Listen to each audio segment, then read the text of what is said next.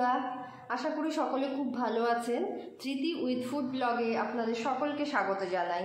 আজকে একটা নতুন রেসিপি, আপনারা হয়তো সকলেই ট্রাই করেছেন, কিন্তু এইভাবে একবার করে দেখুন, আশা করি খুব ভালো হবে। আজকে দুটো রেসিপি আমরা ট্রাই করব। প্রথমেই করব বাসন্তী পোলাও এবং তার সঙ্গে আলুর দম। বন্ধুরা, এবার আমরা বাসন্তী পোলাও করতে কি কি লাগছে একটু দেখে নাও, বলে নিচ্ছি। প্রথমেই লাগছে এটা গোবিন্দভোগ চাল, এটা পরিমাণ মতো নিতে হবে। হ্যাঁ, এটার পরিমাণটাই খুব ভাইটাল। ধরুন 2 কাপ, এখানে আমি এই কাপের 2 কাপ চাল এখানে নিয়েছি। প্লেটে 1 কাপ আছে আর এই কাপে 1 কাপ দিয়েছি। আর এখানে লাগছে, প্রথমে আমরা ফোড়নে দেবো গোটা গরম মশলা, কাঁচা লঙ্কা চিড়ে দেবো না, গোটাই দেবো। আর লাগছে আদা কুচি, এটা কুচিয়ে দেবো, আর তেজপাতা, আর ঘি লাগছে, এটা ঘি আছে, আর চিনি লাগবে, আর স্বাদ মতো তো নুন লাগবে, হলুদ লাগবে। এই কটা লাগবে বাসন্তী পোলাও। বন্ধুরা, এখানে একটা জিনিস একটু বলে দিই, একটা ছোট্ট টিপস। আপনারা এখানে আমি হলুদের ব্যবহার করছি, আমার মতে হলুদটাই বেটার হবে। অনেকে ফুড কালার ব্যবহার করে, তার থেকে হলুদ দিয়ে করলে টেস্টের কোনো ফারাক হবে না। আর চিনির ব্যাপারটা, যারা ডায়াবেটিক তারা চিনির জায়গায় আপনারা সুগার ফ্রি ব্যবহার করতেই পারেন। দেখো, পোলাও বানানোর জন্য প্রথমে কড়াইটা একটু গরম করে নিলাম, তাওয়াটা। এরপর আমরা ফার্স্ট ঘি দিয়ে দেবো, সামান্য একটু ঘি দিলাম। ঘি দেওয়ার পর এখানে আমরা গোটা গরম মশলা দিয়ে দিলাম। গোটা গরম মশলা দিয়ে দুটো তেজপাতা দিয়ে দেবে, দুটো তেজপাতা ছিঁড়ে এভাবে ফোড়নে দিয়ে দিলাম। একটু গরম হবে, একটু ভাজা ভাজা হবে, হালকা একটা ফ্লেভার আসবে। গরম মশলা তেজপাতা ঘি ভাজলে একটা সুন্দর একটা ফ্লেভার আসে। এই ফ্লেভারটা আসা অবধি আমরা ওয়েট করছি। এরপরে আমরা চালটা দিয়ে দেবো। 2 কাপ চাল দিতেই পারো, কাপ গ্লাস যে যেটা ব্যবহার করতেই পারো। এই যে 2 কাপ চাল আমরা দিয়ে দিচ্ছি। চাল দিয়ে এবার একটু নাড়া দেবো।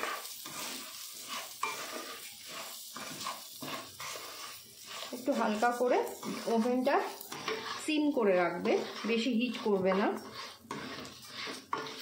একটু নাড়িয়ে নেব, হালকা 2-1 মিনিট একটু নাড়িয়ে নেব।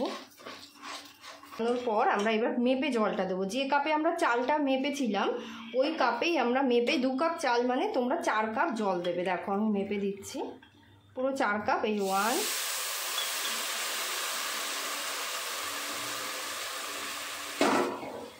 2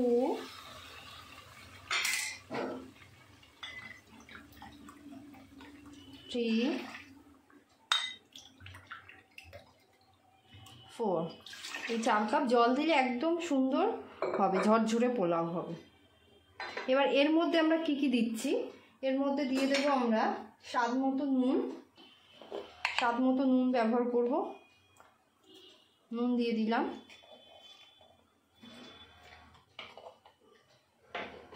এরপর দিয়ে দেবো কালারের জন্য, যেহেতু বাসন্তী পোলাও, কালারের জন্য আমরা হলুদ ব্যবহার করছি। হলুদটা দিয়ে দিলাম।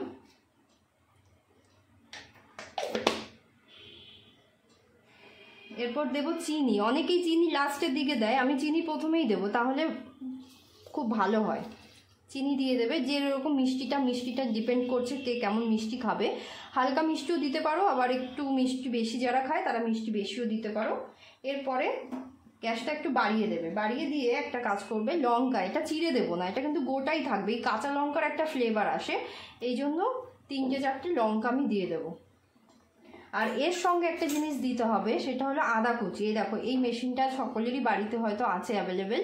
এই মেশিনে এই আদাটা আমি এইভাবে করে দিয়ে, এবার সব কিছু মিশিয়ে এবার আমরা একটু নেড়ে এটাকে ঢাকা দিয়ে রাখবো।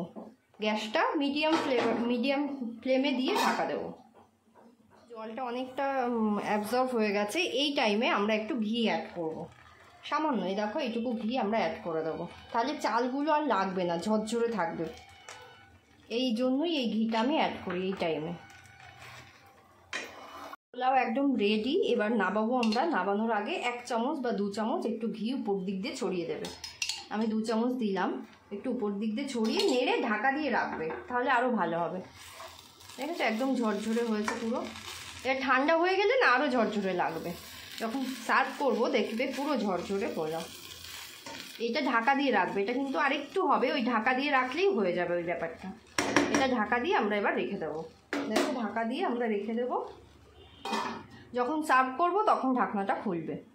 দেখো পোলাওর সাথে আমরা যে আলুর দমটা করছি সেটার সঙ্গে কি কি লাগছে। এই আলু লাগছে, এটা আমি পিস করে নেব। এটা কাজু বাদামটা একটু ভিজিয়ে রেখে দেবে, তাহলে পেস্ট করতে ভালো হবে। এটা 4 মগজ। আর এখানে লাগছে নুন, হলুদ, এটা জিরের গুঁড়ো, আর এটা কাশ্মীরি লঙ্কার গুঁড়ো। আলুগুলো আমরা পিস করে নেব, যে যেমন খাবে। আমি এইভাবে পিস করছি। এটা মিডিয়াম সাইজের আলু, মাঝখান থেকে পিস করে নিচ্ছি। দেখো আলুর দমটা করতে আমরা প্রথমে কি ব্যবহার করছি। প্রথমে এই তাওয়া নিলাম, একটা তাওয়া নিয়ে একটু গরম হয়েছে, এরপর আমরা একটু সাদা তেল দেব। এটা আমরা রান্না করব সাদা তেলে। দেখো একটুখানি সাদা তেল দিয়ে দিলাম। এবার এই সাদা তেলের সঙ্গে আমরা অ্যাড করব একটু ঘি। এই ঘিটা অ্যাড করছি কারণ দেখবে আলুর দমে একটা ভালো ফ্লেভার আনার জন্য ঘি আর তেল দিয়ে যদি আলুটা ভাজো, আর সাথে এই তেলটা গরম, ঘি আর তেলটা যখন গরম হয়ে যাবে তখন আমরা গোটা গরম মশলা একটু ফোড়ন দেবে। এই ফোড়ন দেওয়ার পর যদি আলুটা ভাজো, আলুর দমের টেস্টটাই পুরো আলাদা হয়ে যাবে। শুধু তেলে যদি আলু ভেজে তারপরে যতই মশলা দাও, আমার মনে হয় ফ্লেভারটা ভালো আসে না। পোলাওর সাথে যে ফ্লেভারটা দরকার হয় আলুর দমে, ফ্লেভারটা আসে না। এটা একটা টিপস। ঘি তেল দিয়ে গোটা গরম মশলা দিয়ে তবে আলুর দমটা তোমরা ভাজবে। এবার তেলটা গরম হয়ে গেছে, এবার আমরা আলুগুলো দিয়ে দেবো, একটু গোল্ডেন ফ্রাই করে ভেজে নেবো।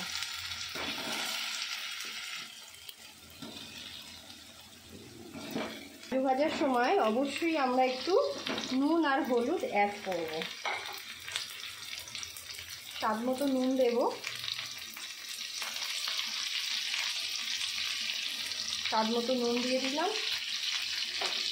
এবার সামান্য একটু হলুদ অ্যাড করবো, বেশি না, জাস্ট কালারটা আসার জন্য একটু হলুদ দিয়ে দিলাম। দেখো এবার আমরা আলুটা গোল্ডেন ফ্রাই হয়ে গেছে, পুরো একদম কালার এসে গেছে। এবার আমরা একটু একটু করে তুলে নেব। এরকমভাবেই তোমরা ভেজে নেবে। আলুটা ভালো করে ভাজা হলে তবেই টেস্টটা ভালো হয় আরও। এবার আমরা তুলে নিচ্ছি। একটা একটা করে আলু তোমরা ছাঁকনিতে বা হাতার সাহায্যেও তুলে নিতে পারো।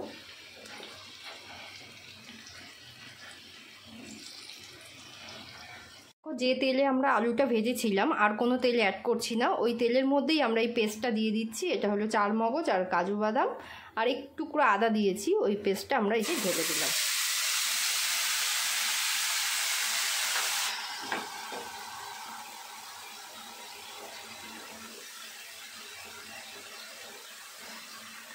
এটা হালকা গ্যাসটা, এটা যখন দেবে গ্যাসটা একদম সিম করে দেবে, তাহলে লেগে যাবে বা পুড়ে যাবে।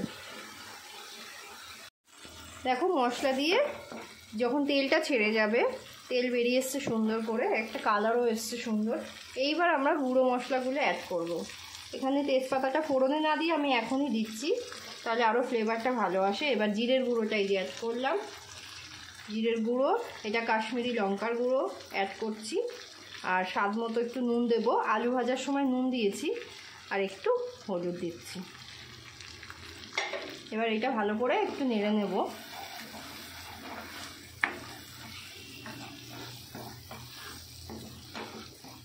দেখো কি সুন্দর একটা কালার এসছে।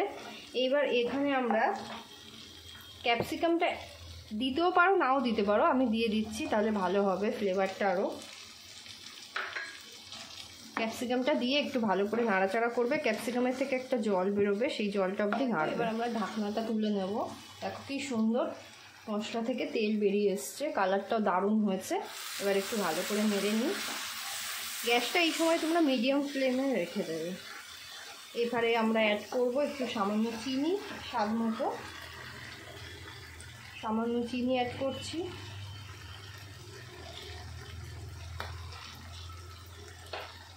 আর সামান্য একটু ঘি দেবো, হালকা 1 চামচের মতো ঘি দিলাম। এবার নাড়িয়ে নেব ভালো করে। মশলা থেকে যখনই দেখবে তেলটা বেরিয়ে এসছে, তখনই বুঝবে মশলাটা পুরো কুকড হয়ে গেছে, কাঁচা গন্ধটা আর থাকে না। ভালো করে নাড়ানোর পর এবার আমরা অ্যাড করছি এই ভেজে রাখা আলু, সবটা দিয়ে দিলাম।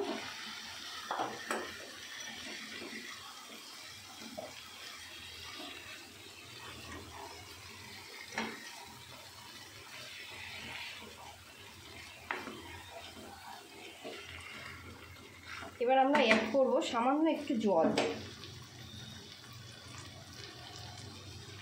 যাতে ভালো করে আলুটা সিদ্ধ হয়ে যায়। সামান্য একটু জল দিয়ে ঢেকে দেবো, ব্যাস।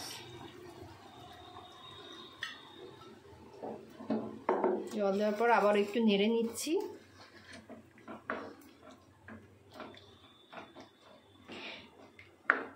ততক্ষণ অবধি ওয়েট করব যতক্ষণ জলটা পুরো টেনে নিয়ে মাখা মাখা হয়ে যাবে, ততক্ষণ অবধি আমরা ঢেকে রাখবো। তাহলে পুরো সুন্দর আলুগুলো সফট হয়ে যাবে। এবার আমরা ঢেকে দিলাম। এই টাইমে তোমরা গ্যাসের ফ্লেমটা একটু বাড়িয়ে দিতে পারো। দেখো এখন ঢাকনাটা খুলে আমরা দেখব। দেখো পুরো সুন্দর হয়েছে কালারটা, আর সব তেলগুলো দেখেছো সাইড দিয়ে বেরিয়ে এসছে। এবার একদম রেডি টু সার্ভ। আমরা এবার আরেকটু নেড়ে নেব। দেখো আলুগুলো সুন্দর সফট হয়ে গেছে। এরকম গ্রেভি রাখতে চাইলে রাখতে পারো, কেউ যদি আরেকটু শুকিয়ে করতে চাও করতে পারো। আমি এইভাবে সার্ভ করব।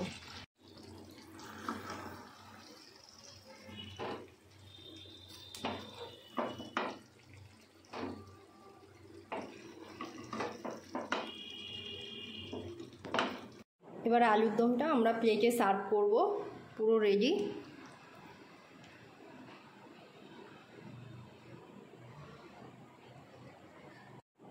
দেখো আলুটা কি সুন্দর সফট হয়ে গেছে, একদম সুন্দর সফট হয়েছে।